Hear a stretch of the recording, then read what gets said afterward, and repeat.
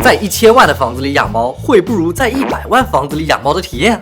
因为工作的原因啊，我们这几年就陆续搬了好几次家，从一开始的不足50个平方，到90个平方，到127个平方，再到现在150个平方。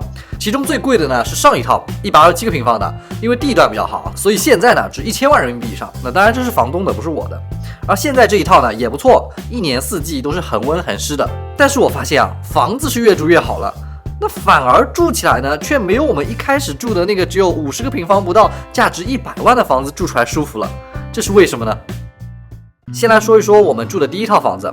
第一套房子呢是只有1室1厅1厨1卫，只要在房间里躺下，就可以看到客厅里啊，看到家里整个所有的情况。小猫咪呢也是抬头不见低头见，随便哪里走走呢都会互相碰到。虽然在这个不足50个平方的小房子里过了1年多啊，也很拥挤，也有各种各样的问题，住起来也没有那么的舒服。但是不知道为什么，住在这个房子里面却是我们最开心的。我们一家人会非常温馨和团结的聚拢在一起，也经常会拍到小朋友之间的互动。可能就是因为房子小，所以我们无论在家里的哪个地方都可以看到3只小猫咪在干什么样的事情，然后就可以很轻松的把它们记录下来。第一套房子呢有一个特点，就是整个房子我们都是拿来生活的，并没有考虑去工作，只是说生活的同时拍摄一下小猫咪的生活日常。这个时候呢增加一个科普，因为一只猫咪的合理居住面积啊是30个平方，3只猫咪算下来就是90个平方。所以呢，第2年我们还是换了房子，住到了90个平方的第2套房子。因为我们家猫咪小时候跟我在一起的时候过得不是很好，环境也不是很好，所以呢，我工作以后啊，就是很努力的想帮我们家小猫咪换一个更好的环境，来弥补一下小时候我没有好好照顾它们的那种遗憾。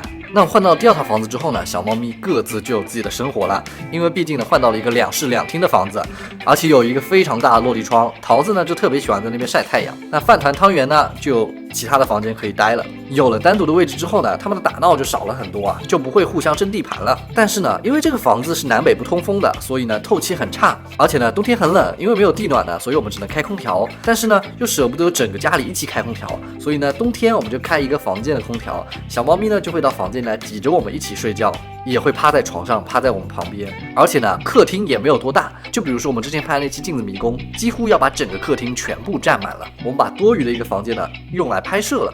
所以第2套换到90平的房子之后，第2套房子又有了一个工作的属性。接着呢，我们换到了第3套房子，就是去年我们在杭州住的那个127个平方的1000多万的房子，真的非常非常贵啊！因为我们住进去的时候大概是780万，然后住了1年不到，出来的时候呢，那套房子是1050万，这个房价真的涨得太恐怖了。那么在租这一套房子的时候呢，我们就有了一个初步的构想，这套房子就是给我们用来拍摄和工作的地方，它基本上就是一个工作室的属性，顺便用来生活。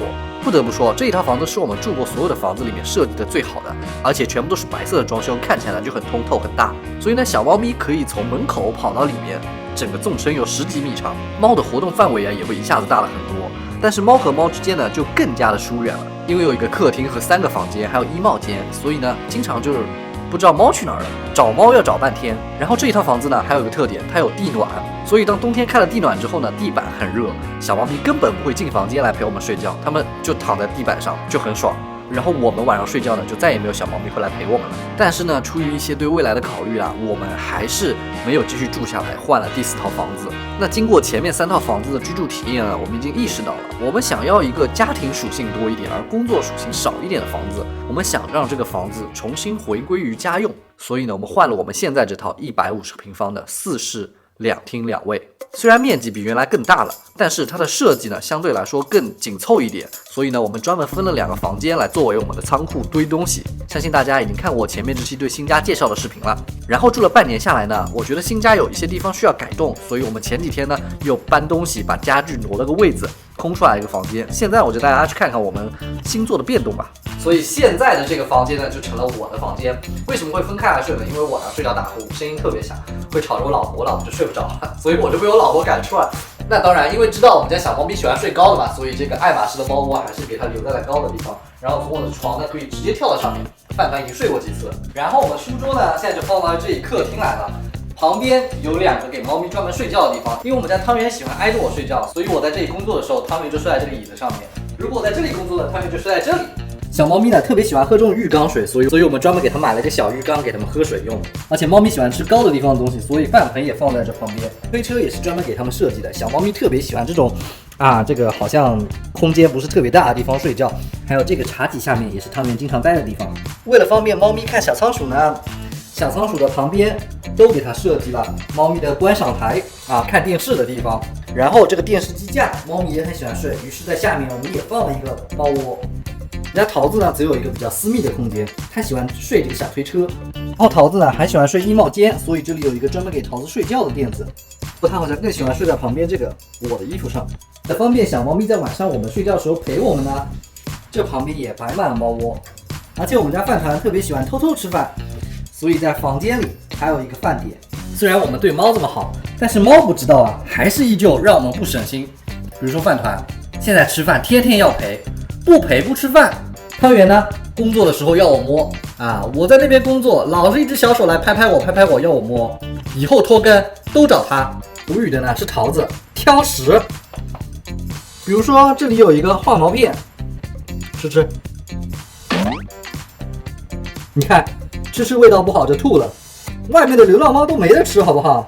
像你这样还挑食，还给你还不要，改天啊就应该让你出去流浪个2-3天，然后你回来什么都敢吃了。流浪猫很惨的，没有东西吃，没有地方睡。说回来，其实猫根本不需要这么多东西。像那些网红产品保护猫咪颈椎，所以把猫碗抬高了。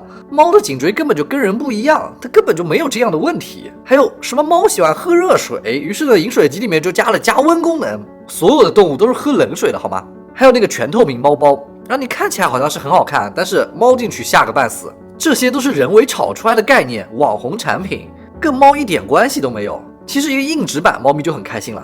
大家并不需要人为的去给猫加上一些概念产品，猫也不需要这些花里胡哨的产品，甚至现在还有玻尿酸猫粮，根本不需要。猫需要的很简单，其实就是人陪伴的时间多一点，多抽空呢，陪猫玩玩具，陪猫吃零食。猫只希望自己的主人或者自己信任的人可以多陪伴自己一会儿，可以多陪自己玩一会儿，困了就睡，睡饱了就吃，吃完了玩一会儿，这才是猫咪天生的乐趣。所以回到我们的问题，我们住的这几套房子，到底哪套是我们家猫最满意的？我相信肯定不是最贵的那套，因为最贵的那套房子，我们几乎天天都在工作，根本就没有时间陪小猫咪。反倒是那套最小的、最便宜的房子，我们陪伴在他们身边的时间最多，他们应该才是最开心的。每天起床都能路过他们身边，每天吃饭都能在他们身边，每天玩都能在他们身边，无时无刻陪伴着小猫咪。所以对猫来说，其实这套100万的小房子会比这套1000万的小房子更好。视频看到这里，你是不是应该赶紧去跟你们家的猫互动一下，陪一陪它呢？如果你也有什么好玩有趣的事情是你养了小动物之后才发现的，你也可以在评论区跟我们分享一下。好，那这也就是饭团小夫妻。如果你喜欢我们这期视频的话，一定要点赞关注，我们下期再见。